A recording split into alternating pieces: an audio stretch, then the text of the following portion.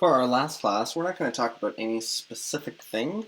Instead, what we'll do is we'll talk about all the kinds of things that we weren't able to discuss, but are interesting aspects of programming language theory that you might like to look at.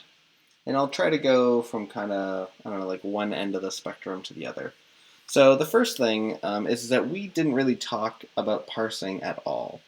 So parsing is, of course, the function that goes from a string to the tree of a program. So for instance, this would be something that would take something like return 1 plus 2 times 3 and would turn that into the tree that had a return node, and then inside of the return node was a plus, where on one side there was a 1, on the other side there was a times with a 2 and a 3 inside of it. So we totally ignored this problem.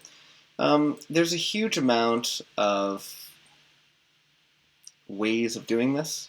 I think that the most useful thing to talk about is sort of, we could say, like, say something from the theory side. From the theory side, there's a huge amount of theory about different kinds of parsers and what different algorithms will work in different kinds of grammars.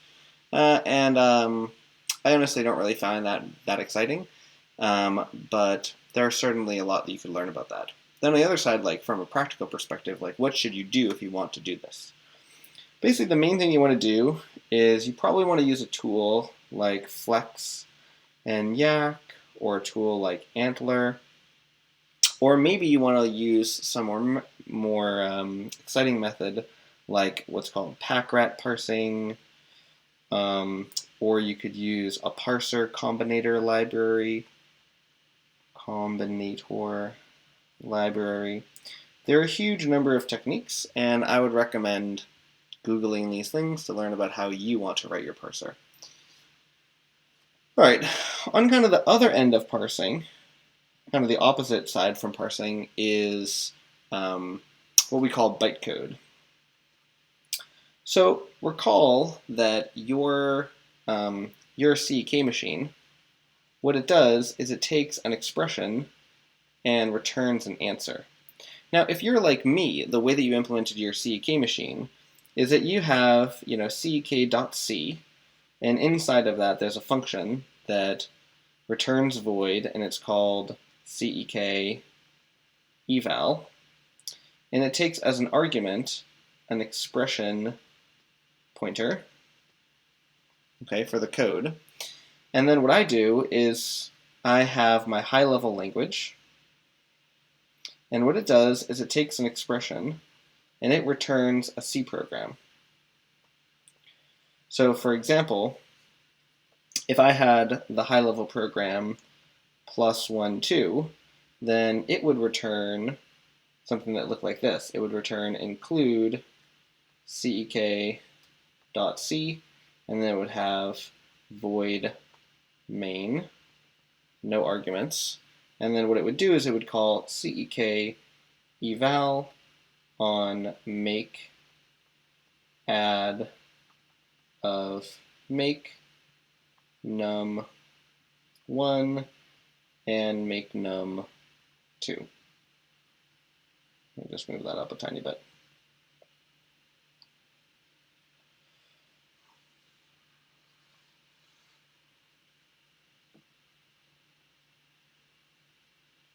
So this technique that I used, it works, but it's like totally, unprofessional.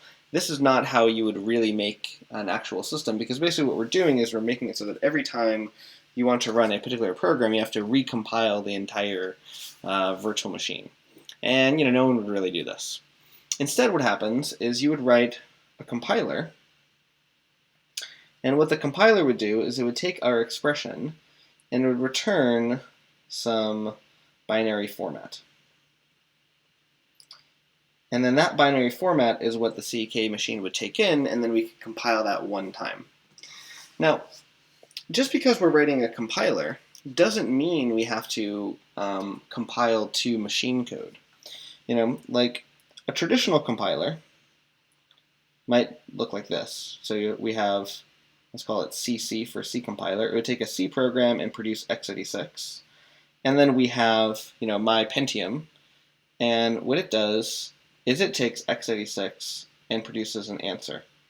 Okay, so this is what we normally think of a compiler as doing. It takes my C program, makes assembly, and then we use that assembly to get an answer. Well, we could just as easily have a compiler that I'll call, let's call it,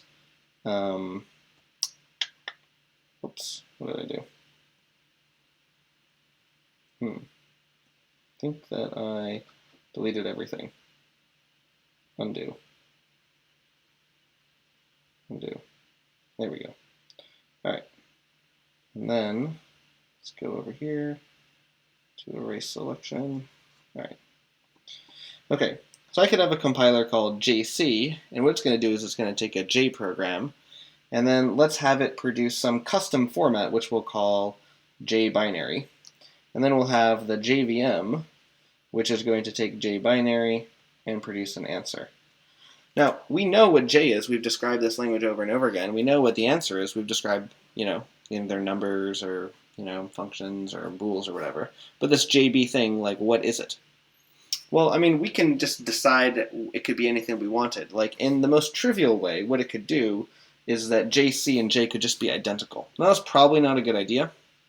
But maybe what JC does is that it takes a J program and then it desugars it. Okay, and we already talked about how the desugar removes all sorts of complicated things and makes them simpler, so that now our C code can be simpler for JVM. But it could also make it so that the job of parsing was easier. For instance, maybe our input, was return 1 plus 2 times 3, and then our binary could be simpler.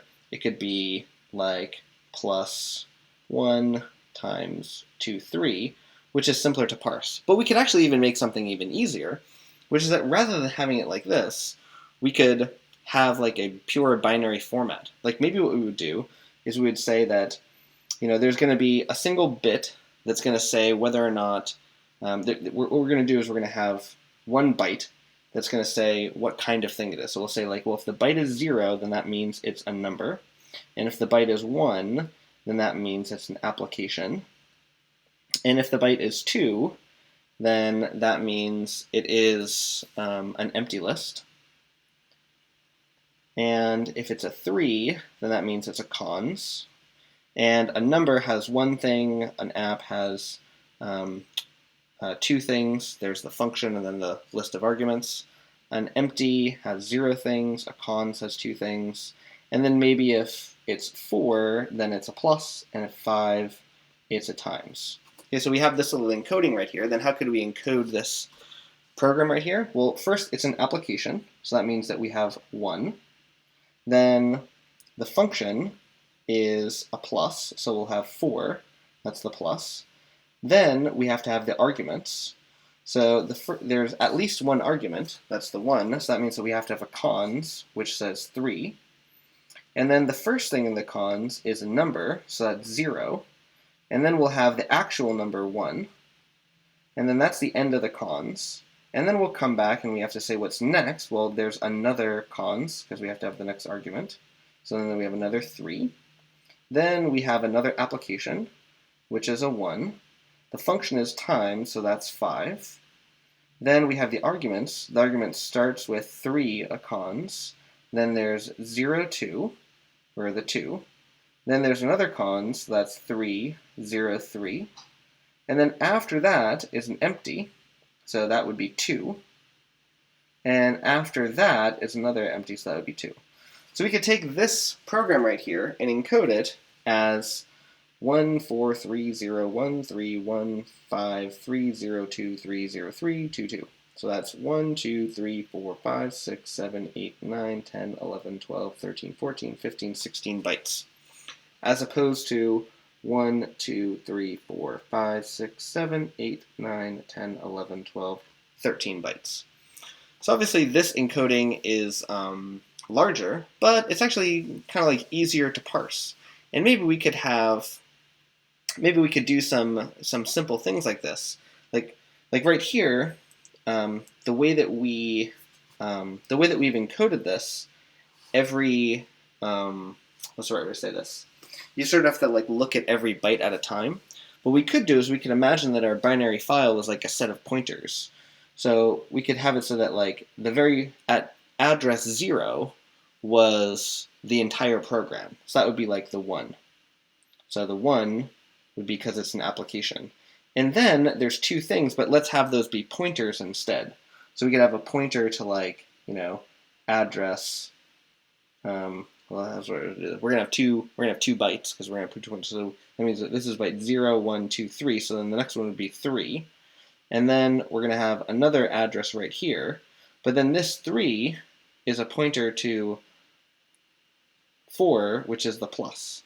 So the idea here is that now what we could do is that our code can start interpreting and just look at address 0, and then it just has the thing there. So the thing that's nice about an idea like this, where you treat your bytecode as an in-memory structure with pointers, is that you actually don't need to do any parsing at all. You just like start interpreting where you go, and you just maintain inside file pointers and whatnot. So anyways, there's all sorts of different ideas that we could do with binary formats. And generally, the thing that you want to do is you want to eliminate pre-processing inside of the JVM. You want to make it so that the binary code, you can just go to it and just immediately start executing, so then it will be faster startup times. All right. Now, let's kind of go back in the other direction, back to the beginning. So our high-level code in the past, it had a bunch of jobs. It had to parse, it had to desugar, and then it had to emit low-level code. But what we could do is we could add in another job. So we could add in the job after desugaring of optimization. Now, what's a good way to think about optimization? The essential way to think about optimization is that you can turn E1 into E2 if and only if for all C of E1 is equivalent to C of E2, and according to some metric, E1 is worse than E2. So the idea here is that the programs they mean the same thing, which is that we quantify over context, and then we can substitute the program and they do the same thing, but nevertheless, E1 has some feature that is less desirable than E1, than E2, and then you can replace them.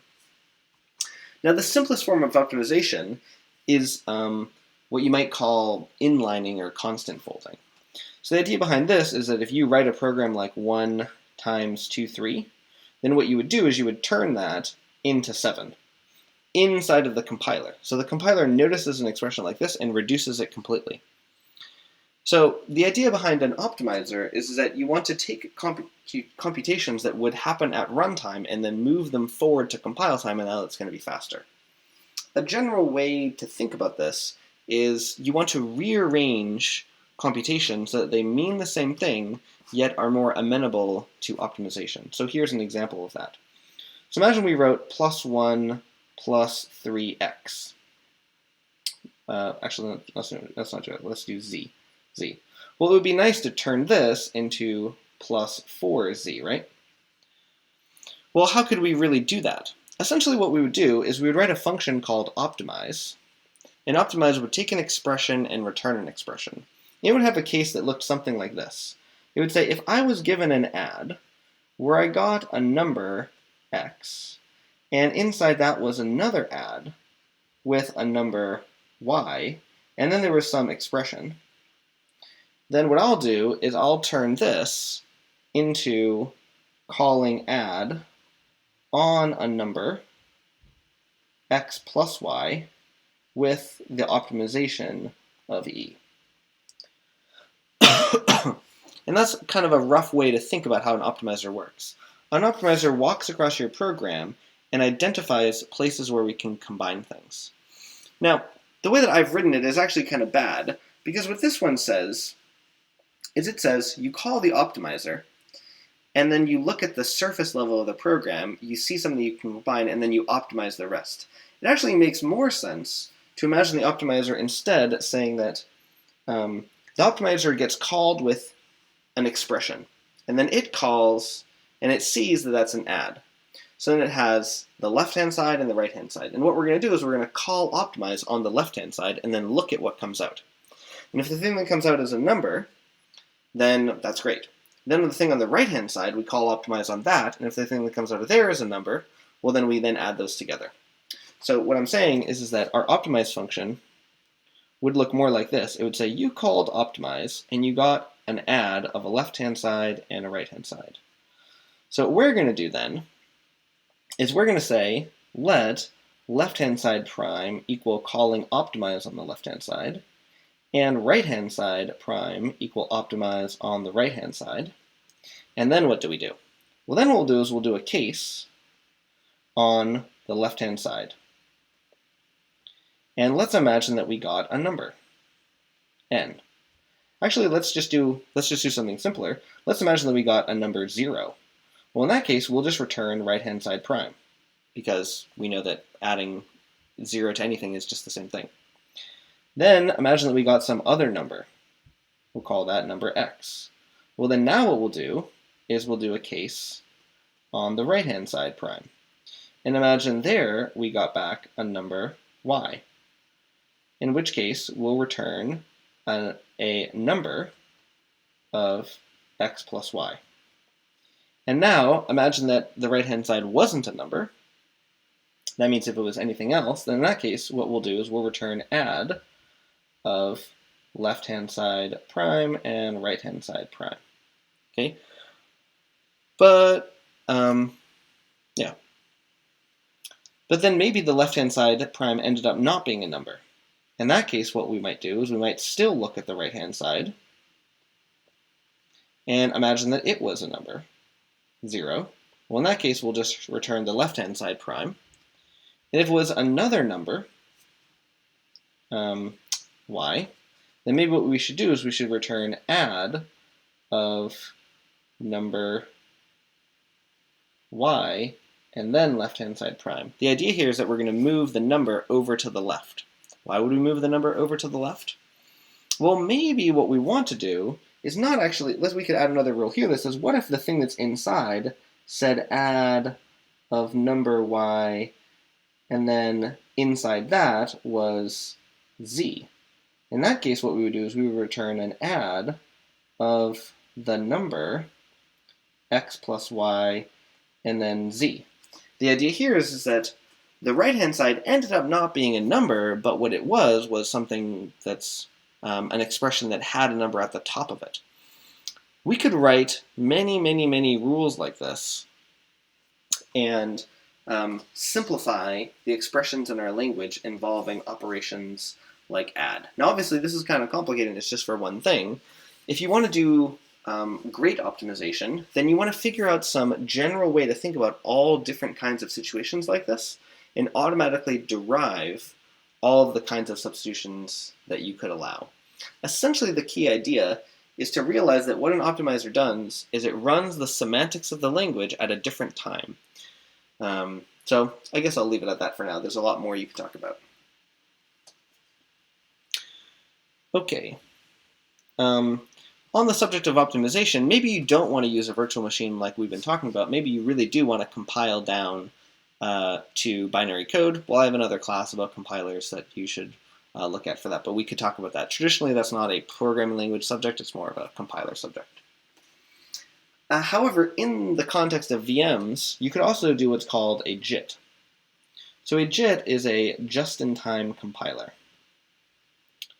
The idea behind a JIT is that imagine that you have a program, and inside of this program, there's a loop. And this loop is going to be run 1 billion times.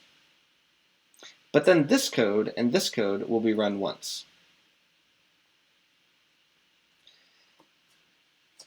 And you don't know where this loop is that's going to be run 1 billion times. Then maybe what we could do is we could make it so that this code that gets run once, we don't even bother compiling it ever. We just use our boring VM. But we make it so that our VM, while it's running, it can detect that something is going to be run a lot and then switch to a compiler that then takes more time to run this code that's then going to be very, very useful. And by delaying compilation until runtime, we actually have more information available. And once we have more information available, then we can perform more aggressive optimizations. For example, suppose that we have a program that says, lambda, I did the lambda the wrong way, lambda x, and then inside of here, there's like a plus 1x. Well, if we try to optimize this beforehand, well, then we can't optimize it because we don't know what x is. But imagine that at runtime, once we realize that this is part of some loop that's going to be called a billion times, we know that, aha, x actually is 11, and that means that we can optimize this and turn it into 12. So there may be information available later, once the program starts running, that allows us to do a better job optimizing. And JITs can take advantage of that. So they can sort of make it so that it's simpler to compile most programs. It's simpler to run most programs, and you also don't invest effort making programs great until you actually know that it will pay off, and you can actually do an even better job doing it because you'll have more information when the time comes. Another thing that you might want to think about with programming languages are all sorts of practical things about building a development environment. So things like editors and syntax highlighting,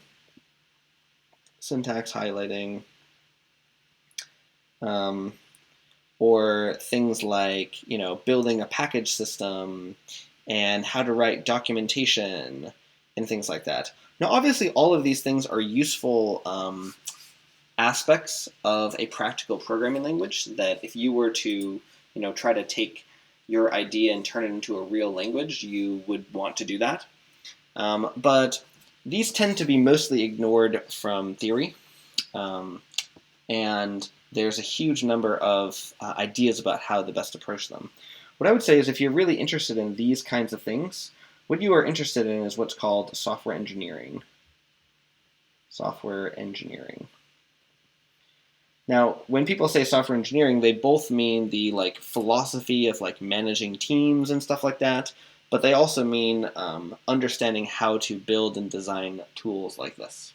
There's a lot you could learn about from there.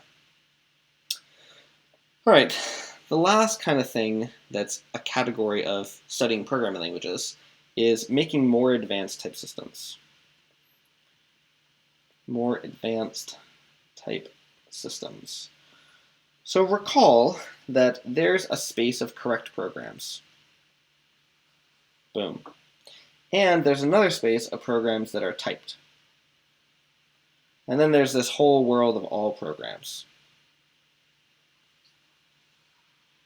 Okay? And there's this gap between these things. As we talked about, essentially because of the halting problem, it is impossible for this gap to go away. However, we can make this set of typed programs grow larger and larger and larger as we make more advanced systems. And we talked about that in our course through the various extensions to type systems we did. But there's tons more things that one could do. I think that if you want to learn a little bit more about this, then what you want to learn about is you want to learn about Haskell and all the different kinds of type engineering that you can do in it. And in particular, I think that you'll find it very useful to learn about type classes and the way that Haskell programmers use type classes to specify exotic behavior of their program. Kind of the other angle of something that I would recommend learning about is I would learn about dependent types via a language like Coq or Agda. And let me give a little example about what is going on here with dependent types. Suppose that you wanted to write a sorting function. We could have a hierarchy of types for this. We could say something like, it's a function. Now obviously that's not a very expressive type because we wouldn't be able to identify when it was called with the wrong number of arguments. So then we could make a more advanced one that said, oh, it's a function that takes 2 arguments and returns one thing. Then we could have an even more advanced type. we would say it's a function that takes a list, and it takes a predicate, which is something that takes an argument and returns a bool. Sorry, it takes two arguments and returns a bool. It takes two things, an argument and another argument, and returns a bool. And what this does is it returns a list. Now this is close to the kinds of types that we wrote at the very beginning, but then we introduced polymorphism. Then we could write something like, well, what sort does is it takes a list of x's, so it's for all x. I take a list of x's, and I take an x and an x, and I return a bool, and then I return a list of x's. All right? So each one of these specifies the behavior of sort even better, right? Because for each one of these, we can think about a weird function that satisfies these constraints but is not the right function. For instance, if all we knew about sort was that it was a function, I could give negate, but negate doesn't sort lists, you know what I mean? But it is a function. I could give add. What add does is takes two things and returns one thing, so it satisfies that constraint. With this, I could write something that, takes a list of numbers and returns a list of booleans, which, doesn't make sense with sorting. With this, now at least I know, especially because of parametricity, that these x's can only come from that list. And these things have to also come from that list as well. But we could actually imagine an even more expressive type. We could try to imagine a type that completely specifies that this thing is actually a sorting function. And how might we do that? Well, in languages like Coq, you can write that type the following way. You would write, for all x, we take an argument named L that is a list of x's. Okay? Then what we do is we take a function that's called order. Actually, let's call it LT for less than. An argument called LT that goes from x to bool. And then what we return is a list that we're going to call OL. Let's call this IL for input list. That is a list of x's such that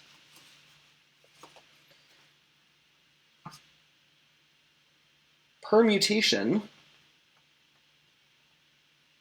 IL OL is true. What this means is that permutation is some library that is going to take two lists and say whether or not one is a permutation of the other. So in this case, the output list must be a permutation of the input list. And we'll say ordered LT OL. So what this is going to say is that also the output list has to be ordered with respect to LT, which is some function. And so here, then, what we could do is we could build a theory of permutations and a theory of ordered lists. And then what this does is it says that something satisfies this type only if it takes an input list of x's and a less than function and returns an output list such that it's a permutation that is actually ordered according to the appropriate relation. Something like this is a very refined type, which is more specific about what we want. In languages like Coq, this is real. So Coq can really do this, whereas in something like this is what Haskell does. And in something like this is what C and Pascal do. Okay? And of course, up here we have any, and that's what languages like JavaScript, Python, Ruby, etc. do. So there's this hierarchy of specificity that we could do. You might even want to add another thing, which you might also say, you might want to add like, and it runs in n log n. You know what I mean? You might want to specify that too. And Coq, by default, doesn't really support something like this, but actually, I developed a paper, like a library for using in Coq that allows you to add constraints like this on your functions too. So really what's going on here is that as you make your type system more advanced, you expand the set of programs which are typed that are also correct. And you also kind of like refine better what you're allowed to say it means to be correct. And this is a very useful way to think about the development of programming languages. They allow you to specify in more detail constraints that you know should be true about your program, and thus you're able to better reason about the invariance of your program. Hope you've enjoyed this course, and email me about anything else you'd like to know, and I can send you pointers to learn more. Have a great day.